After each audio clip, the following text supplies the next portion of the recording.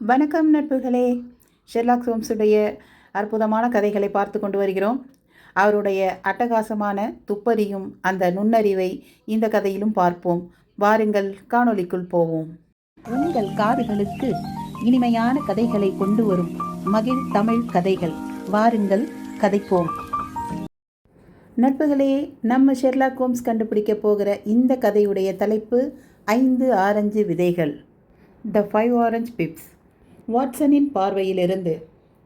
அடுத்து என்ன ஹோம்ஸின் வழக்கை பற்றி எழுதலாம் என்ற எண்ணத்தில் 1882 1890 வரை உள்ள பல வழக்குகளின் போது நான் எடுத்த குறிப்புகளை பார்த்து கொண்டிருந்தேன். எதை விடுப்பது எதை எடுப்பது என்று முடிவு செய்ய முடியாமல் திணறினேன்.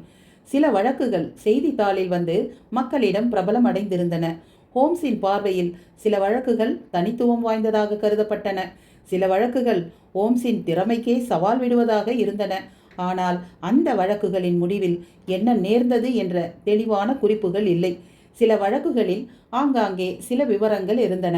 அவற்றை கொண்டு முழுமையான ஒரு முடிவுக்கு என்னால் வர முடியவில்லை. 1887 உள்ள வழக்குகளின் தலைப்புகளை பட்டியலிட்டேன். தி அட்வென்ச்சர் ஆஃப் பேடல் சேம்பர் என்ற தலைப்பில் ஒரு வழக்கு இருந்தது. த அமெச்சூர் மென்டிகன் சொசைட்டி என்ற தலைப்பில், வித்தியாசமான தலைப்பில் ஒரு வழக்கு இருந்தது.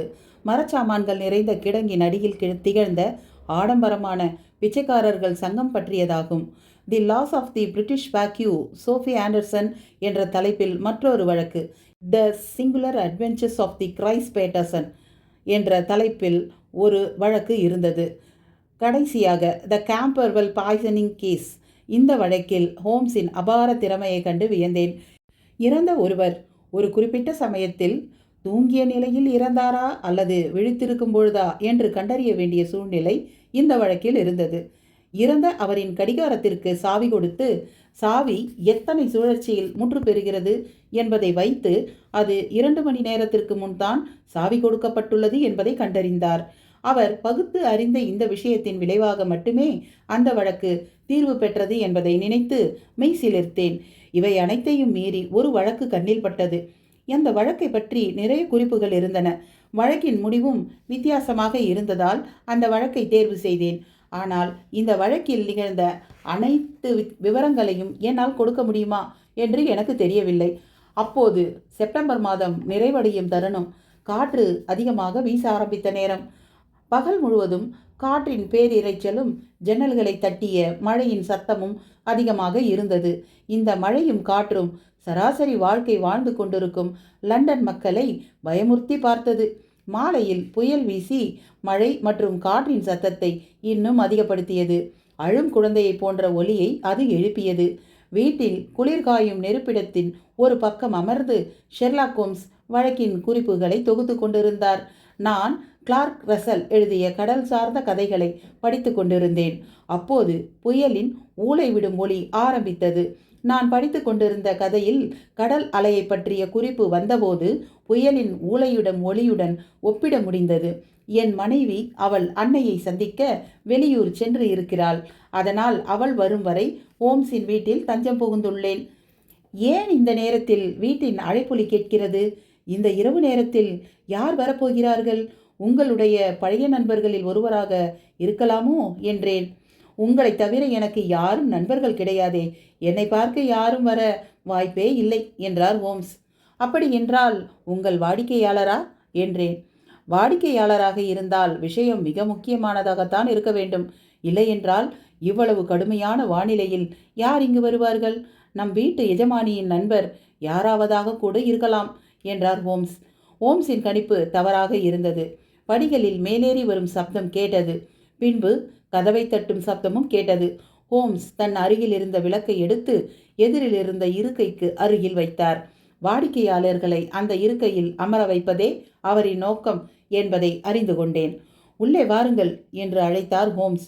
உள்ளே வந்தவன் ஒரு இளைஞன். பார்ப்பதற்கு சுமார் 22 வயது இருக்கும். அவன் தூய நேர்த்தியான ஆடைகள் அணிந்திருந்தான். அவனது நடை மற்றும் பாவனை மென்மையாகவும் பண்புடனும் இருந்தன. மழை நீர் வழிந்தோடிய குடையும் அவனை நனையாமல் பாதுகாத்த நீளமான அங்கியும் மழையின் சீற்றத்தை உணர்த்தியது. ஏதோ கவலைக்கிடமான நிகழ்வு நடக்கப் போகிறது என்ற அழுத்தத்தையும் அவன் கண்களில் காண முடிந்தது. என்னை மன்னியுங்கள் என்று கூறி தங்கத்தால் செய்த பின்ஸ் நெஸ்ஸை, அதாவது பின்ஸ் நெஸ் என்பது ஃப்ரேம் இல்லாத மூக்கு கண்ணாடி என்று குறிப்பு கொடுக்கிறார் ஆசிரியர். பின்ஸ் நெஸ்ஸை மேல் தள்ளி கண்ணாடியை சரி செய்து கொண்டு பேச்சை தொடர்ந்தான். நான் வந்தது உங்களுக்கு இடையூறாக இல்லை என்று நம்புகிறேன்.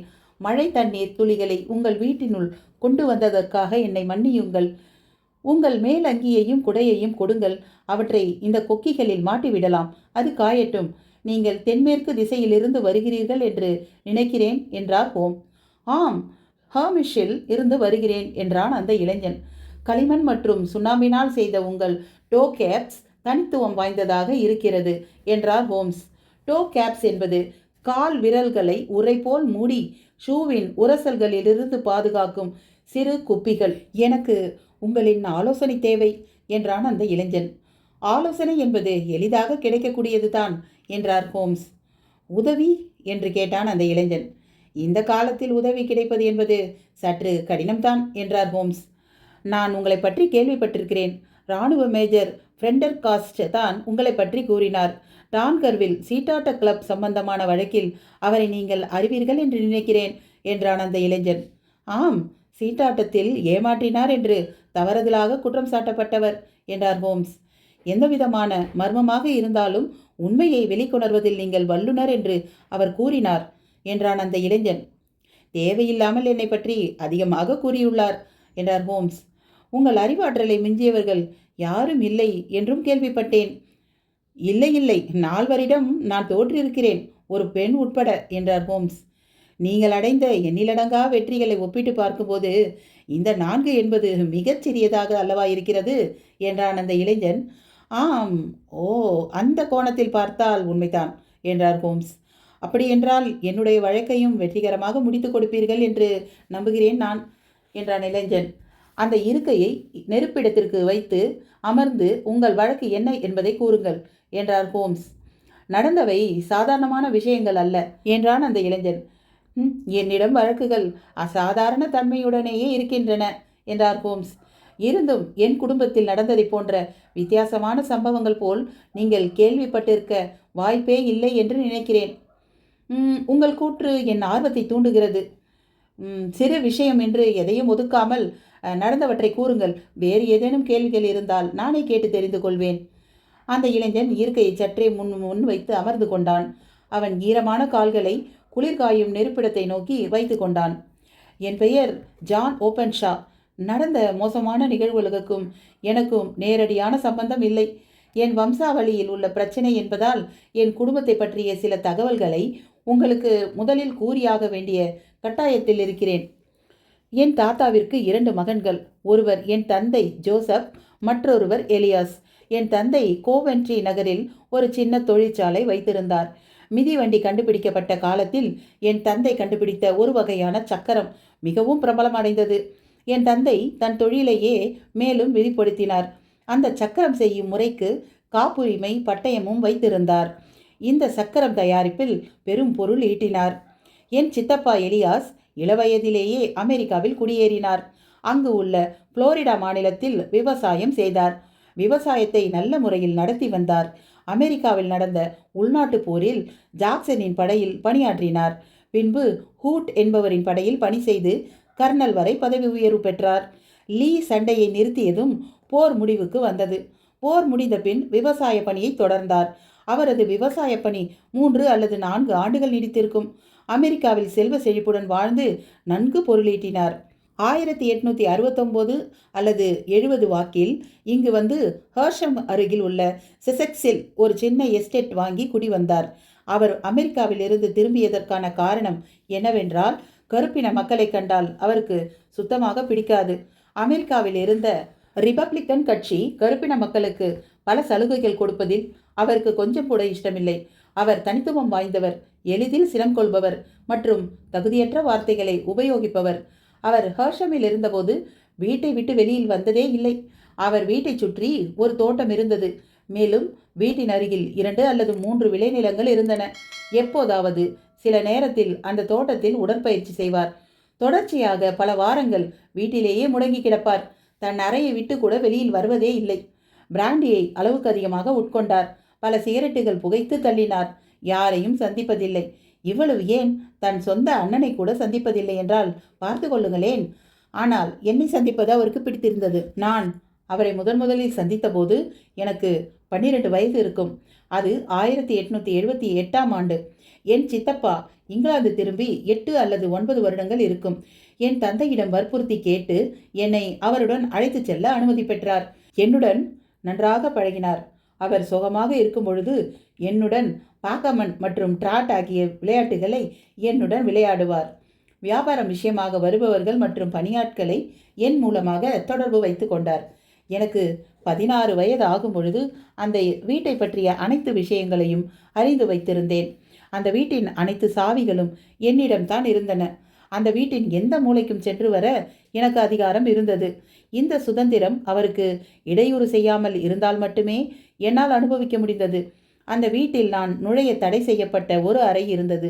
அது கூரை பகுதியில் மரங்கள் அறுக்க உதவும் அறை. என்னையும் வேறு யாரையும் அந்த அறைக்குள் அவர் அனுமதித்ததே இல்லை. ஒரு சிறுவனுக்கே உரிய ஆர்வத்தில் அந்த அறை கதவின் சாவி துவாரத்தின் வழியே பார்த்திருக்கிறேன்.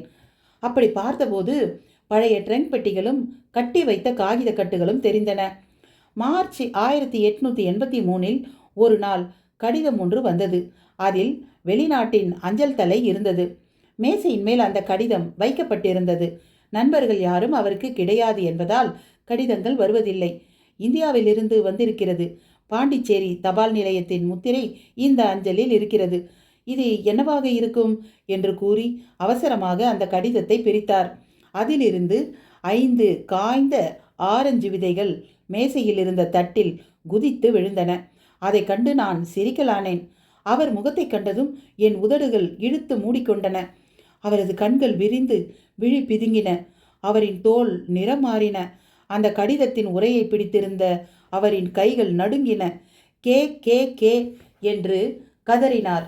ஐயோ கடவுளே, என் பாவங்கள் என்னை ஆட்கொண்டு விட்டனவே என்று புலம்பினார். அது என்ன என்று என் சித்தப்பாவை கேட்டேன். மரணம் என்று கூறி அந்த அறையை விட்டு அவர் தன் அறைக்கு சென்று விட்டார். அந்த அஞ்சல் உரையை எடுத்து பார்த்தேன்.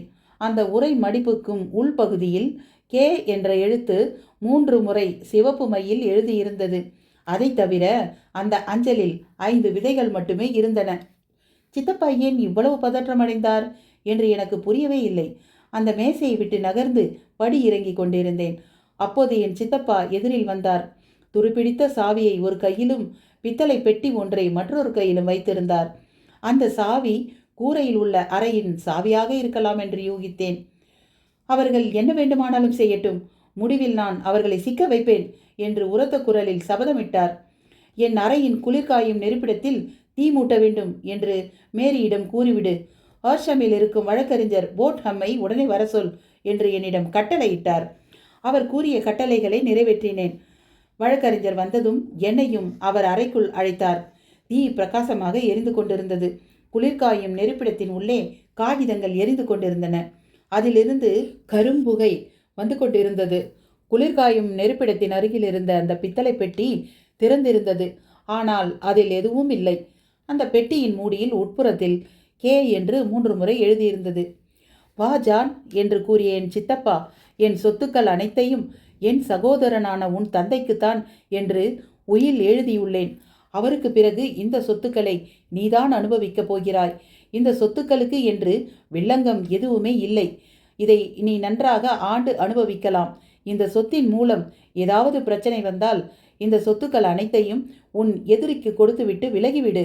இப்படி எதிர்மறையான விளைவுகள் கொண்ட சொத்துக்களை உனக்கு அளித்தமைக்கு நான் மிகவும் வருந்துகிறேன். என்னை மன்னித்துக்கொள். இந்த உயிலுக்கு சாட்சி கையெழுத்து நீதான் போடப் போகிறாய். இங்கே கையெழுத்திடு என்றார். அவர் கூறியபடியே கையெழுத்திட்டேன். கையெழுத்திட்ட பத்திரங்களை வழக்கறிஞர் எடுத்து சென்று விட்டார். நடந்த நிகழ்வுகள் என் மனதில் ஆழமான ஒரு தாக்கத்தை ஏற்படுத்தியது.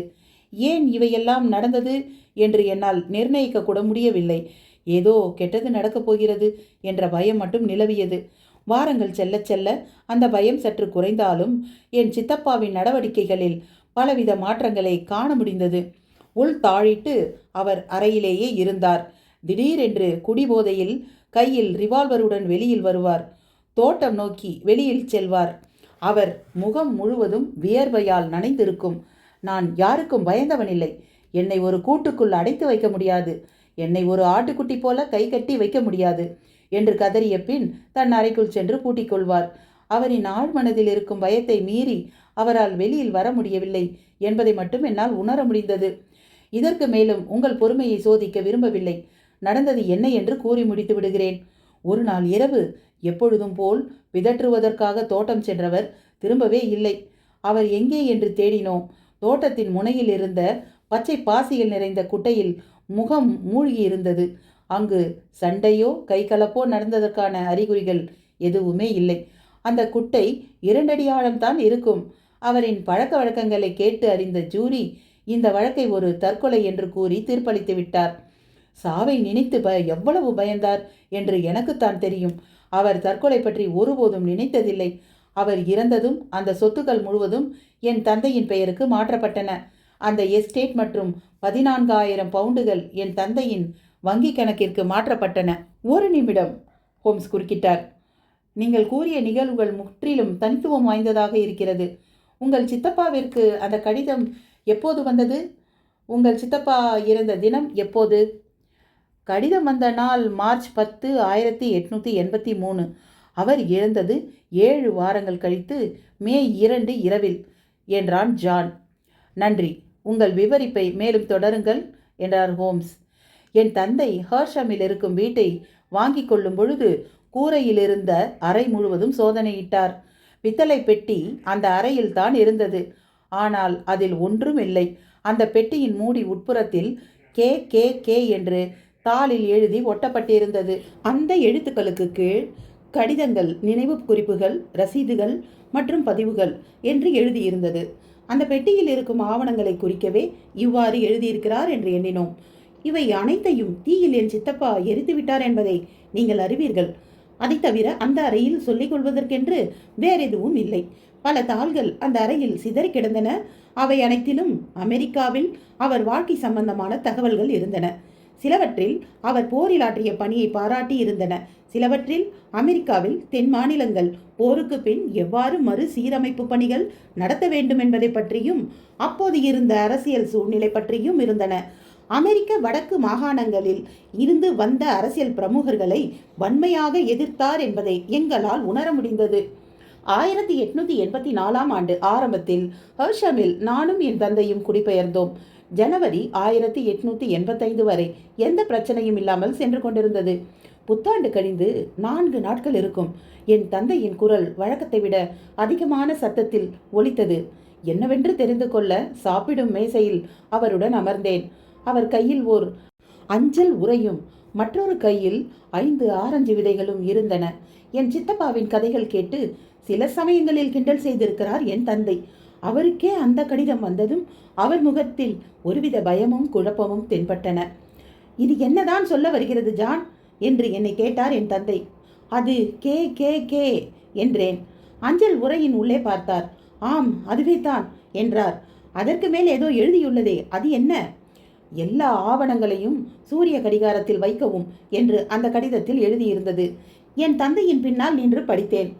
என்ன ஆவணங்கள், என்ன சூரிய கடிகாரம் என்று கேட்டார் என் தந்தை. தோட்டத்தில் இருக்கும் சூரிய கடிகாரத்தை குறிப்பாக இருக்கலாம். சித்தப்பா எரித்த ஆவணங்களைத்தான் குறிப்பிடுகிறார்கள் என்று நினைக்கிறேன் என்றேன்.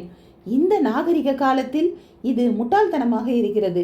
இது எங்கிருந்து வந்திருக்கிறது என்று கேட்டார். தந்தையிலிருந்து என்றேன். முற்றிலும் அபத்தமாக இருக்கிறது. ஆவணங்களுக்கும் எனக்கும் என்ன சம்பந்தம்? இதை நான் கண்டுகொள்ளப் போவதில்லை என்றார். நாம் காவல்துறையில் புகார் அளிக்கலாமே என்று நான் கூறினேன். காவல்துறை நம்மை கேலி பேசும், நீ ஒன்றும் செய்ய வேண்டாம் என்றார். நான் கண்டிப்பாக புகார் அளிக்கப் போகிறேன் என்று கூறினேன். அதற்கு தடை விதிக்கிறேன் என்று என் தந்தை திட்டவட்டமாக கூறி என்னை மேலும் எந்த செயல்பாடும் எடுக்க விடாமல் தடை செய்துவிட்டார். இதற்கு மேல் பேசி பலனில்லை என்று நினைத்தேன். அதற்கு மேல் அவரிடம் இதை பற்றி பேசுவதையும் தவிர்த்தேன். ஆனால் என் மனதில் இருந்த பயத்தையும் குழப்பத்தையும் தவிர்க்கவே முடியவில்லை. அந்த கடிதம் வந்து 3 நாட்கள் கழித்து என் தந்தை அவருடைய நண்பர் மேஜர் ப்ரீபாடியை சந்திக்க சென்றார். மேஜர் ப்ரீபாடி அப்போது போர்ட்ஸ்டவுன் ஹில்லில் ஒரு கோட்டைக்கு அதிகாரியாக இருந்தார். என் தந்தை வெளியூர் சென்றது மகிழ்ச்சி அளித்தது. வீட்டில் இருந்தால்தானே ஆபத்து என்று எண்ணினேன். ஆனால் நான் நினைத்தது தவறு. என் தந்தை ஒரு சுண்ணாம்பு குழியில் விழுந்து விட்டார் என்ற செய்தி வந்தது. நாங்கள் இருந்த பகுதியில் பல சுண்ணாம்பு குழிகள் உண்டு. படபடப்புடன் அங்கு சென்று பார்த்தபோது அவர் தலைப்பகுதியில் இருந்த எலும்புகள் அனைத்தும் நொறுங்கி இருப்பதாக கூறினர். நினைவு திரும்புவதற்குள் இறந்துவிட்டார். அவர் இறந்தபொழுது அந்தி சாயும் நேரமாக இருந்ததாலும் அந்த பகுதி பழக்கமில்லாதல் இருந்ததால் தவறி விழுந்து விட்டார் என்றும் கூறி வழக்கை முடித்துவிட்டனர். என் தந்தையின் இறப்பு சம்பந்தமாக எல்லா தகவல்களையும் சேரித்தேன். ஆனால் என்னால் கொலை நடந்ததற்கான தடயங்களோ ஆதாரங்களையோ திரட்ட முடியவில்லை. அவர் விழுந்த இடத்தில் வேறு நபர்களின் காலடி சுவடுகளோ திருட்டோ பார்த்த சாட்சிகளோ இல்லை. அவர் திட்டமிட்டு கொலை செய்யப்பட்டிருக்கிறார் என்பதை நான் உங்களுக்கு கூற வேண்டியதே இல்லை. இப்படியான சூழ்நிலையில் அந்த சொத்து என் பெயருக்கு மாற்றப்பட்டது. ஏன் அந்த சொத்தை விட்டு விலகவில்லை என்று நீங்கள் கேட்கலாம். எந்த வீட்டில் இருந்தாலும் இந்த பிரச்சனை தொடரப்போகிறது என்று நினைத்தேன். அதனால் எந்த வீட்டில் இருந்தால் என்ன என்று ஹர்ஷம்லேயே தங்கினேன். ஜனவரி 1885 என் தந்தை இறந்து 2 வருடங்கள் 8 மாதங்கள் கடந்துவிட்டன. எந்தவித பிரச்சனையும் இல்லாமல் நாட்கள் நகர்ந்தன. என் முந்தைய சந்ததியோடு அந்த பிரச்சனை முடிந்தது என்று நினைத்தேன். நேற்று காலை என் தந்தைக்கு வந்ததைப் போல் எனக்கும் கடிதம் வந்தது. அவன் சட்டை பையில் இருந்த ஒரு கசங்கிய அஞ்சலை எடுத்தான். அந்த அஞ்சலில் இருந்த 5 காய்ந்த திராட்சை விதைகளை மேசையில் குலுக்கி வைத்தான். இதுதான் அந்த அஞ்சல் என்று கூறி மேலும் தொடர்ந்தான். இது லண்டன் கிழக்கு அஞ்சலகத்தில் இருந்து வந்துள்ளது. இந்த அஞ்சலிலும் அதே போன்று KKK என்று எழுதியுள்ளது. அதற்கு கீழ் ஆவணங்களை சூரிய கடிகாரத்தில் வைக்கவும் என்று எழுதியிருந்தது. நீங்கள் என்ன செய்தீர்கள் என்று கேட்டார் ஹோம்ஸ். ஒன்றும் செய்யவில்லை என்றான் ஜான். என்னது, எதுவுமே செய்யவில்லையா என்று கேட்டார் ஹோம்ஸ் அதிர்ச்சியுடன். உண்மையை சொல்ல வேண்டும் என்றால் நான் ஆதரவற்று உணர்ந்தேன். பாம்பிடம் சிக்கிக்கொண்ட முயலை போல் தவிர்த்தேன். தவிர்க்க முடியாத ஒரு தீய சக்தியின் பிடியில் சிக்கிக்கொண்டதாகவும் அதிலிருந்து தப்ப வழியில்லை என்றும் நினைத்தேன் என்றான் அந்த இளைஞன். கவலையுடன் இருப்பதில் பலனில்லை. உன் ஆற்றல் முழுவதையும் உபயோகித்து இதிலிருந்து மீள வேண்டிய தருணம் இது என்றார் ஹோம்ஸ். நான் காவல்துறையில் புகார் அளித்தேன். அவர்கள் நான் கூறிய கூற்றை நம்பவில்லை. நானாக கற்பனை செய்து பயப்படுகிறேன். என் தந்தை மற்றும் சித்தப்பா தற்செயலாகத்தான் இறந்தார்கள் என்றும் கூறிவிட்டனர் என்றான். என்ன ஒரு முட்டாள்தனம் என்று ஹோம்ஸ் சலித்து கொண்டார். அவரால் நடந்தவற்றை ஜீரணிக்கவே முடியவில்லை. ஆனால் என் பாதுகாப்புக்காக ஒரு காவல்காரனை என் வீட்டில் அமர்த்தியுள்ளனர் என்றான். அவர் உன்னுடன் வந்திருக்கிறாரா என்று கேட்டார் ஹோம்ஸ். இல்லை, வீட்டில் மட்டுமே பாதுகாப்பு தர அவருக்கு கட்டளை என்றான். எதற்காக என்னிடம் வந்தாய்? ஏன் கடிதம் வந்தவுடன் வந்து என்னை பார்க்கவில்லை? ஹோம்ஸ் கடிந்து கொண்டார். இன்று தான் உங்களை பற்றி எனக்கு தெரியும். மேஜர் ஃப்ரெண்டர்காஸ்டை சந்தித்தவுடன் உங்களை காண வந்தேன் என்றார். இந்த கடிதம் உனக்கு கிடைத்து 2 நாட்கள் ஆகிவிட்டன. நாம் வெகு விரைவாக செயல்பட்டிருக்க வேண்டும். உன்னிடம் வேறு ஆதாரங்கள் ஏதேனும் இருக்கிறதா என்று கேட்டார் ஹோம்ஸ். இன்னும் ஒன்று இருக்கிறது என்று கூறி ஜான் தன் சட்டைப்பையில் துளாவி தேடி ஒரு நீல நிற காகிதத்தை எடுத்தான். அதை மேசை மேல் வைத்தான். என் சித்தப்பா ஆவணங்களை எரித்த அறையில் இது கிடைத்தது. இந்த ஒரு கடிதம் மட்டும் காகிதத்தில் சிக்காமல் எப்படியோ தப்பித்துவிட்டது. இதில் விதைகள் பற்றிய குறிப்புகளை தவிர வேறெதுவும் இல்லை. என் சித்தப்பா அவர் கைப்பட எழுதிய டைரியின் ஒரு பக்கமாக இருக்கலாம் என்றான். ஹோம்ஸ் விளக்கை மேசைக்கு அருகில் வைத்தார். அது ஒரு புத்தகத்தின் பக்கம் என்பதை உணர முடிந்தது. அதில் மார்ச் 1869 என்று தலைப்பிடப்பட்டிருந்தது. கீழ்கண்டவாறு எழுதப்பட்டிருந்தது. 4ஆம் தேதி ஹட்சன் வந்தார். 7ஆம் தேதி செயின்ட் அகஸ்டனில் இருக்கும் மெக்காலே பாரமோர் ஜான் ஸ்வெயின். 9ஆம் தேதி மெக்காலே சரி செய்து விட்டோம். 10ஆம் தேதி ஜான் ஸ்வெயின் சரி செய்து விட்டோம். 12ஆம் தேதி பாரோமரை சந்தித்தேன். அனைத்தும் நலம், நன்றி என்று ஹோம்ஸ் கூறி அந்த தாளை ஜானிடமே கொடுத்து விட்டார். இனி ஒரு கணம் கூட தாமதிக்க கூடாது. நாம் இது பற்றி பேசிக் கொண்டிருக்க கூட நேரமில்லை. உடனே உங்கள் வீட்டை சென்றடையுங்கள். சென்றபின் நான் என்ன செய்ய வேண்டும் என்றான். என்னிடம் நீ கடைசியாக காண்பித்த காகிதத்தை அந்த பித்தளை பெட்டியில் வைத்து அதை தோட்டத்தில் உள்ள சூரிய கடிகாரத்தில் வைத்துவிடு. அந்த பெட்டியில் ஒரு சிறு குறிப்பையும் வைக்கவும். அந்த குறிப்பில் ஆவணங்களை உன் சித்தப்பா எரித்து விட்டதாகவும் மிஞ்சிய ஒரே காகிதம் இது மட்டும்தான் என்று எழுதி வைத்து விடவும் என்றார் ஹோம்ஸ். சரி என்றான். உன் தந்தையையும் சித்தப்பாவையும் கொன்றவர்களை பழிவாங்கும் எண்ணம் இப்போது வேண்டாம். முதலில் உனக்கு இருக்கும் ஆபத்தை விளக்க வேண்டும். பின்பு இதன் பின்னணியில் இருப்பவர்களுக்கு கொஞ்சம் கொஞ்சமாக வலை விரித்து சட்டத்தின் பிடியில் சிக்க வைக்கலாம் என்றார் ஹோம்ஸ். நன்றி. உங்கள் வார்த்தைகள் எனக்கு புதிய நம்பிக்கைகளையும் உத்வேகத்தையும் கொடுக்கின்றன. நீங்கள் கூறியபடியே அனைத்தையும் செயல்படுத்துகிறேன் என்றான். இனி நீ கவனமாக செயல்பட வேண்டும். உன் வீட்டிற்கு எவ்வாறு செல்லப் போகிறாய் என்று கேட்டார் ஹோம்ஸ். வாட்டர்லூ சென்று அங்கிருந்து ரயிலில் செல்லப் போகிறேன் என்றான். நேரம் இன்னும் 9 மணி ஆகவில்லை. லண்டன் தெருக்களில் ஆள் நடமாட்டம் இருக்கும். அதனால் பயப்பட தேவையில்லை என்றார் ஹோம்ஸ். என்னிடம் தற்காப்பிற்காக ஒரு ரிவால்வரும் வைத்திருக்கிறேன் என்றான். நல்லது, நாளை நான் உன் வழக்கின் வேலையை தொடங்கிவிடுவேன் என்றார் ஹோம்ஸ். அப்படியென்றால் நீங்கள் நாளை ஹர்ஷம் வருவீர்களா என்று கேட்டான் அந்த இளைஞன். இல்லை, என் புலனாய்வை லண்டனில் தான் தொடங்கப் போகிறேன் என்றார் ஹோம்ஸ். அப்படியென்றால் நான் ஓரிரு நாளில் உங்களை தொடர்பு கொள்கிறேன். அந்த பித்தளை பெட்டி மற்றும் ஆவணங்கள் பற்றி என்ன நடந்தது என்பதை பற்றியும் விவரிக்கிறேன். என்னுடைய ஒவ்வொரு செயலும் உங்கள் ஆலோசனை கொண்டே செயல்படுவேன் என்று கூறி கைகுலுக்கி விடைபெற்றான் அந்த இளைஞன். ஹோம்ஸ் சில நிமிடங்கள் ஆழ்ந்த அமைதியில் அமர்ந்திருந்தார். தன் தலையை தொங்கவிட்டு சிவந்து எரிந்து கொண்டிருக்கும் கட்டைகளை வெறித்து நோக்கி கொண்டிருந்தார். பின்பு தன் புகைக்கும் பைப்பை பற்ற வைத்து கொண்டார். இருக்கையில் நன்றாக சாய்ந்து அமர்ந்து கொண்டு புகைக்கும் பைப்பின் மேல் இருந்து எழும்பும் புகையை கவனித்து கொண்டிருந்தார். வாட்சன், நாம் இதுவரை கண்ட வழக்குகளில் இது மிக விசித்திரமானது என்று நினைக்கிறேன் என்றார் ஹோம்ஸ். சைன் ஆஃப் போர் வழக்கை இதற்கு ஈடாக சொல்லலாம் என்றேன். இங்கு ஒரு குறிப்பு. சைன் ஆஃப் போர் என்பது ஷெர்லாக் ஹோம்ஸ் கதாபாத்திரத்தை வைத்து டாயில் எழுதிய 2வது முழு நீள நாவல். நீங்கள் படிக்கும் இந்த சிறுகதைக்கு முன் வெளியானது என்பது குறிப்பிடத்தக்கது. சைன் ஆஃப் போர் வழக்கு இதற்கு ஈடாக சொல்லலாம் என்றேன். ஆம், ஒப்புக்கொள்கிறேன். ஆனால் இந்த வழக்கில் ஷோல்டோஸ் இருந்த நிலையை விட இந்த வழக்கில் ஜான் மிகப்பெரிய ஆபத்தில் இருப்பதைப் போல் உணர்கிறேன் என்றார் ஹோம்ஸ். என்ன வகையான ஆபத்து என்று நீங்கள் அனுமானித்து விட்டீர்களா என்றேன். ஆபத்து மிக பெரியதுதான் என்பதில் சந்தேகமே இல்லை என்றார் ஹோம்ஸ். என்ன ஆபத்து? யார் அந்த கே? எதனால் அவர்கள் குடும்பத்திற்கு தொடர்ந்து தொல்லை தர வேண்டும் என்று பல கேள்விகள் எழுப்பினேன். ஹோம்ஸ் கண்களை மூடிக்கொண்டார். தன் கைகளை நாற்காலியின் கைப்பிடியில் வைத்துக்கொண்டு விரல்களை ஒன்றோடு ஒன்று வைத்து கொண்டார். பின்பு சிறிது நேரம் கழித்து அவர் கூறியதாவது: ஒரு துப்பறிவாளவனுக்கு சின்ன ஆதாரம் கிடைத்தால் கூட அதை வைத்து நடந்தவை நடக்கப் போகிறவை அனைத்தையும் அறியும் திறன் இருக்க வேண்டும். கவியர் என்பவரிடம் விலங்கின் ஒரு எலும்பை கொடுத்தால் அந்த விலங்கின் முழு அமைப்பையும் கூறிவிடுவார். அதைப்போல நாம் காரணங்கள் அனைத்தையும் அறிய வேண்டுமென்றால் நம்மிடம் இருக்கும் 5 புலன்கள் மட்டும் போதாது. உலகின் விஷயங்களை அடக்கியிருக்கும் என்சைக்ளோபீடியாவால் கூட அனைத்து விஷயங்களை கொடுக்க இயலாது. ஒரு மனிதனால் எல்லா விஷயங்களிலும் ஆளுமை கொள்ளும் திறமை அடைய முடியும் என்றாலும் இந்த வழக்குக்கு அதை போன்ற ஆளுமை தேவைப்படுகிறது. நம் நட்பின் ஆரம்ப நாட்களில் என் அறிவின் எல்லை என்ன என்பதை நீங்கள் தொகுத்து கூறியிருக்கிறீர்கள். உங்களுக்கு நினைவிருக்கிறதா என்று கேட்டார் ஹோம்ஸ். ஆம், நினைவிருக்கிறது என்றேன் சிரித்துக்கொண்டே. தத்துவம், வானசாஸ்திரம், அரசியல் ஆகியவற்றில் உங்கள் ஞானம் பூஜ்யம். தாவரவியலில் உங்கள் அறிவின் ஆழம் மாற்றத்திலேயே இருக்கும். நிலவியலில் ஆழ்ந்த அறிவு. ஏனெனில் லண்டனின் 50 மைல் சுற்றுப்பகுதியில் உள்ள அனைத்து மண் வகைகளை பற்றி உங்களுக்கு தெரியும். வேதியியலில் விசித்திரம்.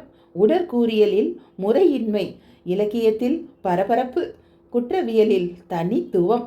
வயலின் வீரர், குத்து சண்டையில் வல்லுனர், வாள்வித்தை தெரிந்தவர், வழக்கறிஞர், கொகைன் மற்றும் புகையிலை கொண்டு தன்னைத்தானே விஷமிட்டு கொள்பவர். இவைதான் உங்களை பற்றி நான் கொடுத்த அறிக்கையின் முக்கிய குறிப்பு என்றேன். கொகைன் பற்றி நான் கூறுகையில் ஹோம்ஸால் சிரிப்பை அடக்கிக் கொள்ள முடியவில்லை. ஒரு மனிதனுக்கு தேவையான மிக முக்கியமான விஷயங்களை மட்டுமே தன் மூளையில் பதிவு செய்து வைத்து கொள்ள வேண்டும். மற்றவற்றை எல்லாம் வெளியில் நூலகத்தில் தேவைப்படும் பொழுது பெற்றுக்கொள்ள வேண்டும். இன்று நாம் இந்த வழக்கை ஆய்வு செய்ய எல்லா வகையான மூலங்களிலிருந்தும் விவரங்களை சேகரிக்க வேண்டிய நிலையில் உள்ளோம். கே வரிசையில் உள்ள அமெரிக்கன் என்சைக்ளோபீடியாவை எடுத்துக் கொடுங்கள் என்றார். புத்தக அலமாரியிலிருந்து அதை எடுத்து ஹோம்ஸிடம் கொடுத்தேன். நன்றி. முதலில் கர்னல் அமெரிக்காவிலிருந்து திரும்ப வேறு ஒரு முக்கியமான காரணம் இருக்க வேண்டும். கர்னல் வயதில் இருக்கும் ஆண்கள் நன்கு வருமானம் ஈட்டும் பொழுது இடம்பெயர்வதற்கான முடிவை எடுக்க மாட்டார்கள். அதுவும் புளோரிடாவில் இருக்கும் அற்புதமான தட்பவெப்ப நிலையை விட்டு இங்கு வந்து யாரும் குடிபெயர மாட்டார்கள். யாருக்கோ பயந்து தான் அமெரிக்காவிலிருந்து குடிபெயர்ந்துள்ளார் என்பது உறுதி. இந்த ஓபன்ஷா குடும்பத்திற்கு வந்த கடிதங்கள் எங்கிருந்தெல்லாம் வந்தன என்று கூறுங்கள் என்று கேட்டார் ஹோம்ஸ். முதல் கடிதம் பாண்டிச்சேரியிலிருந்து வந்தது. இரண்டாவது டண்டியிலிருந்து வந்தது. மூன்றாவது லண்டனில் இருந்து என்றேன். லண்டனில் கிழக்கு லண்டன் அல்லவா? இவைகளில் இருக்கும் ஒற்றுமை என்ன என்று கேட்டார் ஹோம்ஸ். இவை அனைத்தும் கப்பல் துறைமுகங்கள் கொண்ட நகரங்கள். இந்த கடிதங்களை எழுதியவர்கள் கப்பலில் பயணிப்பவர்களாக இருக்க வேண்டும் என்றேன். அற்புதம் வாட்சன், நமக்கு ஒரு முக்கிய துப்பு கிடைத்துள்ளது. கடிதங்கள் எழுதியவன் கப்பலில் பயணிப்பதற்கான காரணங்கள் அதிகமாக உள்ளது. பாண்டிச்சேரியில் இருந்து கடிதம் வந்ததற்கும் கொலை நடந்ததற்கும் 7 வாரங்கள் இடைவெளி இருந்திருக்கிறது. டண்டியிலிருந்து கடிதம் வந்து 3 அல்லது 4 நாட்களில் கொலை நடந்துள்ளது. இது எதையாவது உணர்த்துகிறதா என்று கேட்டார் ஹோம்ஸ். கடிதம் எழுதிய பின் பயணம் செய்து வருவதற்கான நேரத்தை குறிக்கலாம் என்றேன். ஆனால் கடிதமும் அதே தூரம் அல்லது நேரத்திற்கு பயணிக்க வேண்டும் அல்லவா என்றார் ஹோம்ஸ். இதிலிருந்து என்ன அறிந்து கொள்வது என்று எனக்கு புரியவில்லை என்றேன். கடிதம் முதலில் வந்து கடிதம் எழுதியவன் தாமதமாக வந்துள்ளான் என்றால் கடிதம் எழுதியவன் பயண வேகம் குறைவானதாக இருக்க வேண்டும். இப்போது 2 வகையான கப்பல்கள் பயன்பாட்டில் உள்ளதை நீங்கள் அறிவீர்கள். ஒன்று, பண்டைய காலம் முதல் உபயோகத்தில் இருக்கும் பாய்மர கப்பல்கள். இவை காற்றின் உதவி கொண்டு பயணிப்பவை. மற்றொன்று நீராவி கொண்டு இயங்குபவை. இவை நிலக்கரியை ஆதாரமாக கொண்டு இயங்குபவை. நீராவி கப்பலின் வேகம் பாய்மர கப்பல்களின் வேகத்தை விட அதிகமானது. பாண்டிச்சேரியில் கடிதத்தை அஞ்சல் செய்துவிட்டு பாய்மர கப்பலில் இங்கிலாந்து நோக்கி பயணம் செய்திருக்கலாம். அஞ்சலிடப்பட்ட ஸ்டீமர் கப்பல் 7 வாரங்களுக்கு முன்னதாக இங்கிலாந்தை வந்தடைந்துள்ளது. பாய்மர கப்பல் மற்றும் ஸ்டீமர் கப்பலின் வேக வித்தியாசத்தை ஒப்பிட்டு பார்த்தால் 7 வாரம் என்பது சரியாக வரும்.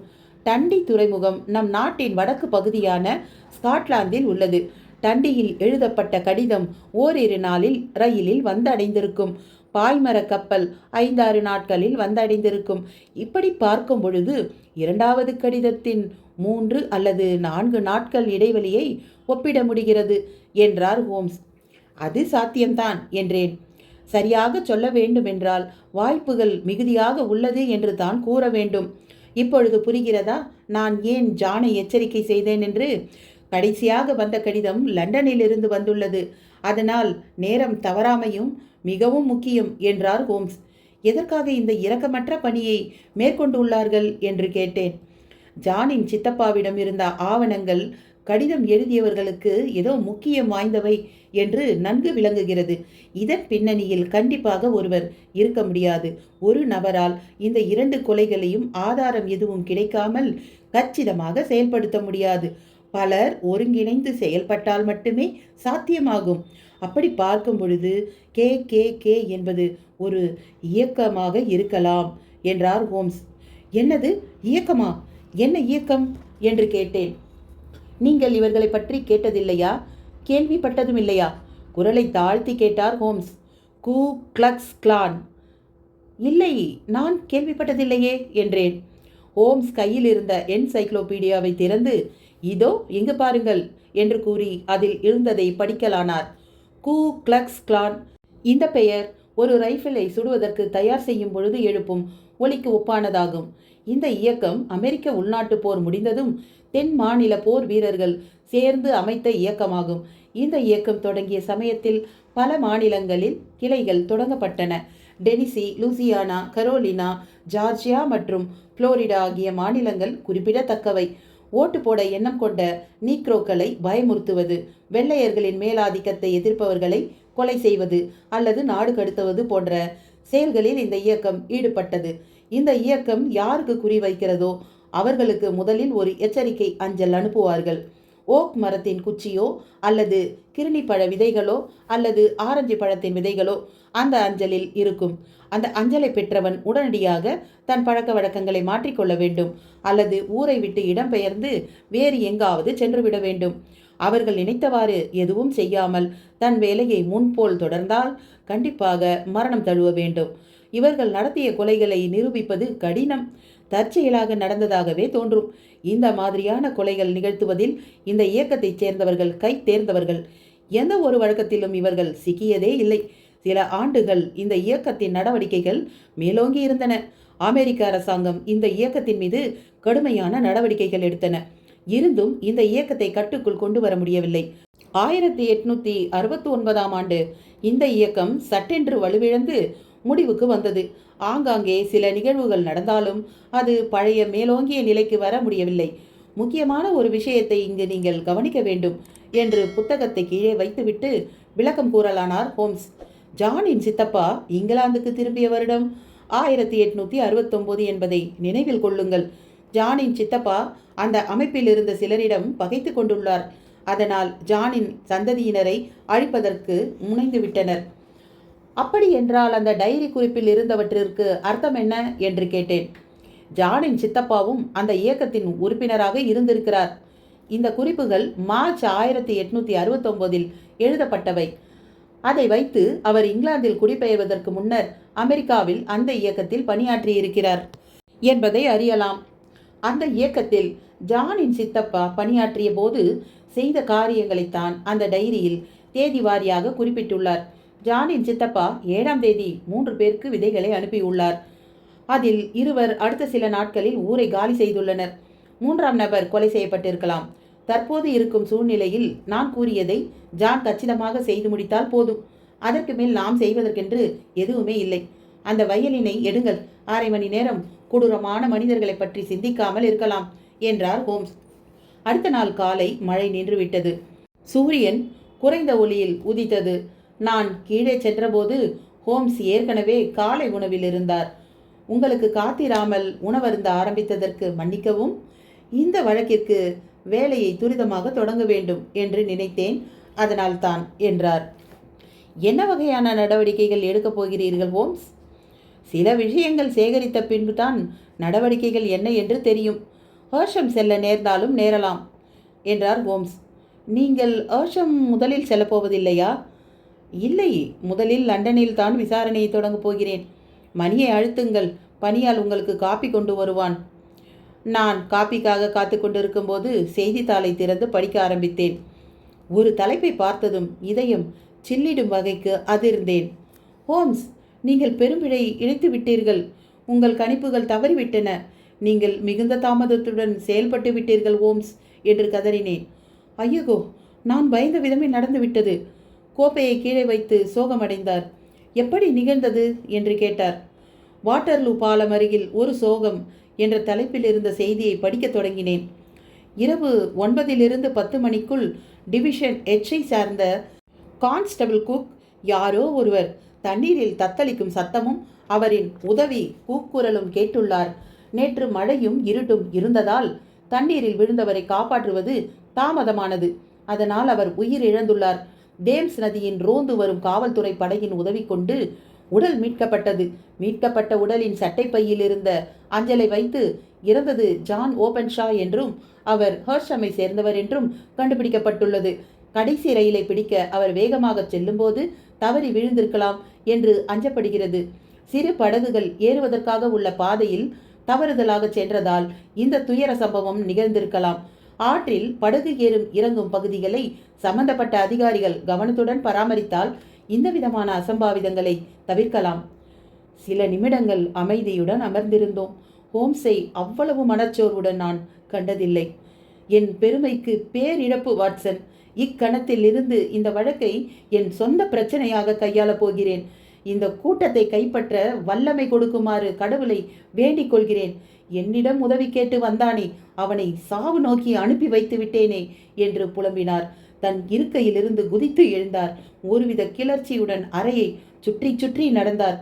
தந்திரமான கொடூரக்காரர்கள். அந்த இடத்தில் எப்படி அவர்கள் காரியத்தை சாதித்தார்கள்? ஆள் நடமாட்டம் நிறைந்த இடமாயிற்றே. இருக்கட்டும், முடிவில் யார் வெல்கிறார்கள் என்று பார்ப்போம். நான் வருகிறேன் வாட்சன் என்று சூளுரைத்து செல்ல தயாரானார். காவல்துறையிடமா செல்லப் போகிறீர்கள் என்று கேட்டேன். இல்லை, எனக்கு நானே தான் காவல். அவர்களை என் வலையில் சிக்க வைக்காமல் விடமாட்டேன் என்று கூறி கிளம்பிவிட்டார். அந்த நாள் முழுவதும் நான் என் மருத்துவ பணியில் ஈடுபட்டிருந்தேன். ஓம்ஸை வீட்டை இரவில் நான் வந்தடைந்தேன். அப்போது ஓம்ஸ் வீடு திரும்பவில்லை. 10 மணி அளவில் அவர் வீடு திரும்பியிருந்தார். மிகுந்த களைப்புடன் காணப்பட்டார். அவர் அலமாரியை திறந்து உள்ளிருந்த ரொட்டியை எடுத்து வேகமாக உண்டார். நீங்கள் பசியுடன் இருக்கிறீர்களா என்று கேட்டேன். ஆம், கொடிய பசி. நாள் முழுவதும் சாப்பிட வேண்டும் என்பதையே மறந்துவிட்டேன் என்றார். எதுவுமே உண்ணவில்லையா என்று கேட்டேன். ஏதுமில்லை என்றார். உங்கள் முயற்சியில் ஏதேனும் வெற்றி கண்டீர்களா என்று கேட்டேன். ஆம் என்றார். அவர்களை என் வலையில் சிக்க வைத்து விட்டேன். ஜானின் பழியை எவ்வளவு சீக்கிரம் நிறைவேற்ற முடியுமோ அவ்வளவு சீக்கிரம் நிறைவேற்ற வேண்டும். அவர்களுடைய முத்திரையைப் போலவே நாமும் ஏன் ஏதாவது செய்யக்கூடாது என்று கூறினார்.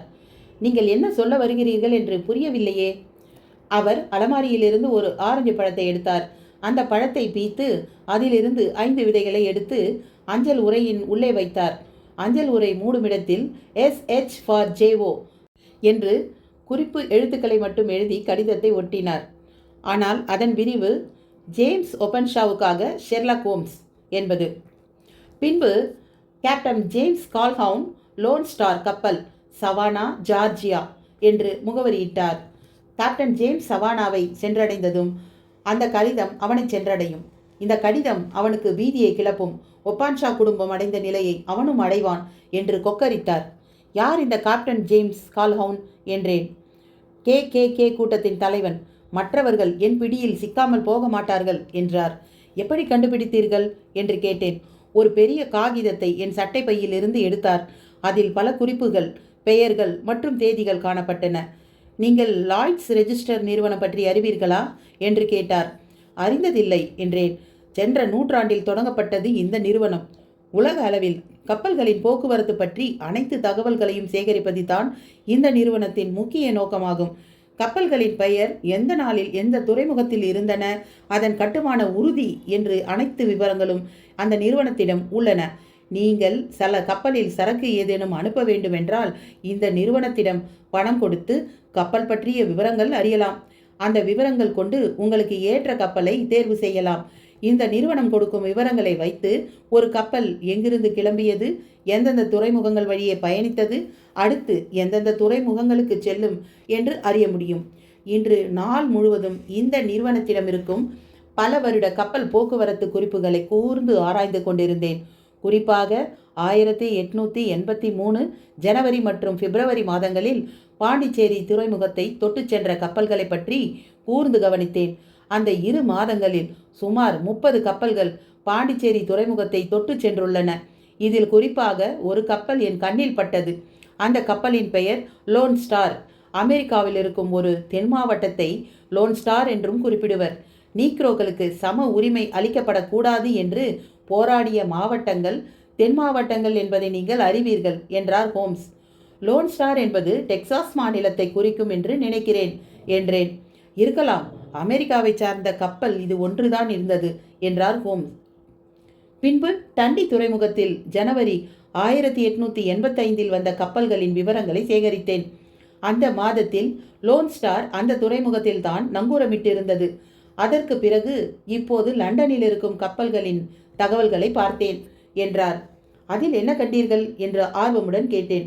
லோன் ஸ்டார் சென்ற வாரம் லண்டன் வந்துள்ளது. ஆல்பர்ட் டாக்கில் நங்கூரமிட்டிருப்பதாக அறிந்து அங்கு டாக்கிற்கு சென்றேன். இன்று மாலை தேம்ஸ் நதி வழியாக கிளம்பி அமெரிக்காவில் உள்ள சவானா துறைமுகம் நோக்கி பயணப்பட்டு விட்டதாக அறிந்தேன். தேம்ஸ் நதி கடலில் கலப்பதற்கு சிறிது தூரத்திற்கு முன்னால் உள்ள கிரேவ்சென்ட் துறைமுகத்திற்கு தங்கியிட்டதில் அந்த கப்பல் அப்போதுதான் அந்த துறைமுகத்திலிருந்து புறப்பட்டதாக அறிந்தேன். காற்று அடிக்கும் திசையும் வேகத்தையும் வைத்து கணக்கிட்டால் அது இந்நேரம் குட்வின்ஸ் அடுத்து ஐல் ஆஃப் வைட் நோக்கி சென்று கொண்டிருக்கும் என்றார் ஹோம்ஸ். இப்படி தவற விட்டுவிட்டோமே, என்ன செய்வது என்றேன். கவலைப்படாதீர்கள், என் கரம் நீளமானது. அந்த கப்பலின் கேப்டனும் மேலும் 2 மட்டுமே அமெரிக்கர்கள். மற்றவர்கள் அனைவரும் பின்லாந்து மற்றும் ஜெர்மனி சார்ந்தவர்கள். அந்த 3 பேரும் நேற்று இரவில் கப்பலில் இல்லை என்பதை துறைமுகத்தில் சரக்குகளை ஏற்றி இறக்கும் பணியாளர்களிடம் பேசியதில் அறிந்து கொண்டேன். இவை அனைத்தையும் வைத்துதான் இதில் பயணிக்கும் ஜேம்ஸ் தான் எந்த கொலைக்கும் முக்கிய காரணம் என்பதை அறிந்து கொண்டேன்.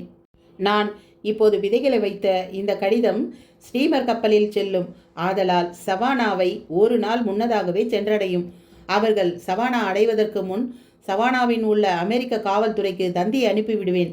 அதில் கூ கிளக்ஸ் கிளான் அமைப்பின் தலைவன் மற்றும் 2 பயணிப்பதாகவும் அவர்கள் இங்கிலாந்தில் செய்த குற்றத்திற்காக தேவைப்படுகிறார்கள் என்றும் தந்தி அனுப்பிவிடுவேன். கூ கிளக்ஸ் கிளான் அமைப்பை வேறறுக்க நினைக்கும் அமெரிக்க காவல்துறை அவர்களை சும்மா விடாது. சிறைச்சேதமோ தூக்கோ கண்டிப்பாக கிடைக்கும் என்றார் ஹோம்ஸ். நாம் திட்டமிடுவது அனைத்தும் நினைத்தவாறே நடப்பதில்லை. ஜான் ஓபன்ஷாவை கொலை செய்தவர்களுக்கு ஹோம்ஸ் அனுப்பிய 5 விதைகள் கடிதம் அவர்கள் கைக்கு சென்று சேரவில்லை. அவர்களின் சூழ்ச்சியை தெரிந்து அவர்களை ஆளப்போகும் ஒரு மூளை பின்தொடர்கிறது என்பதை அவர்கள் அறியவில்லை. அந்த வருடத்தில் வானிலை கடுமையாகவே இருந்தது. சூறாவளி காற்று மிகுதியுடன் காணப்பட்டது. லோன் ஸ்டார் பற்றிய செய்தி செய்தித்தாள்களில் வரும் என்று வெகு நாட்களாக காத்திருந்தோம். கடைசியில் அதை பற்றிய ஒரு செய்தி எங்களை வந்து சேர்ந்தது.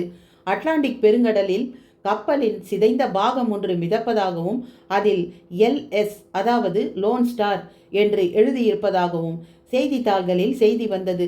இதன் மூலம் லோன் ஸ்டார் புயலில் சிக்கி சின்னாபின்னமானது என்று அறிந்தோம். இதை தவிர லோன் ஸ்டார் பற்றி வேறெதுவும் அறியோம். கதை முற்றிற்று. நட்புகளே, இருங்க போயிடாதீங்க. இந்த கதை எப்படி இருந்ததுன்னு சொல்லுங்கள். என்னுடைய வாசிப்பு எப்படி இருந்ததுன்னு சொல்லுங்கள்.